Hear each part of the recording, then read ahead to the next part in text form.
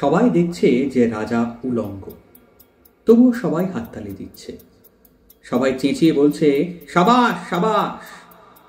কারো মনে সংস্কার, কারো ভয়, কেউ বা নিজের বুদ্ধি অন্য মানুষের কাছে বন্ধক দিয়েছে, কেউ বা পরান্নভোজী, কেউ কৃপা প্রার্থী, উমেদার, প্রবঞ্চক।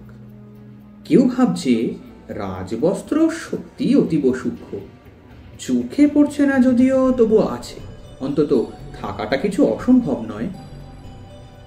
গল্পটা সবাই জানে, কিন্তু সেই গল্পের ভিতরে শুধুই প্রশস্তি বাক্য উচ্চারক, কিছু আপাদমস্তক ভীতু ফন্দিবাজ অথবা নির্বোধ দাবক ছিল না।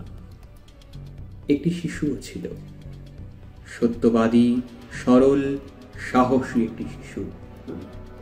নেমেছে গল্পের রাজা বাস্তবের প্রকাশ্য রাস্তায়। আবার হাততালি উঠছে মুহুর্মুহ, জমে উঠেছে স্তাবক বৃন্দের ভিড়।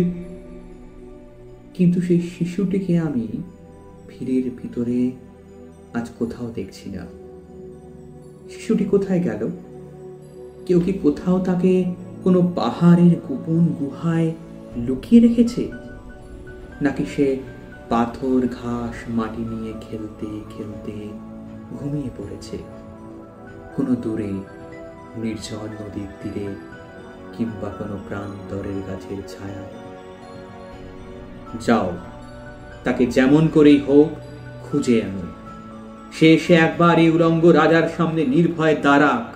সে এসে একবার এই হাততালির ঊর্ধ্বে গলা তুলে জিজ্ঞাসা করুক, রাজা, তোর কাপড় কোথায়?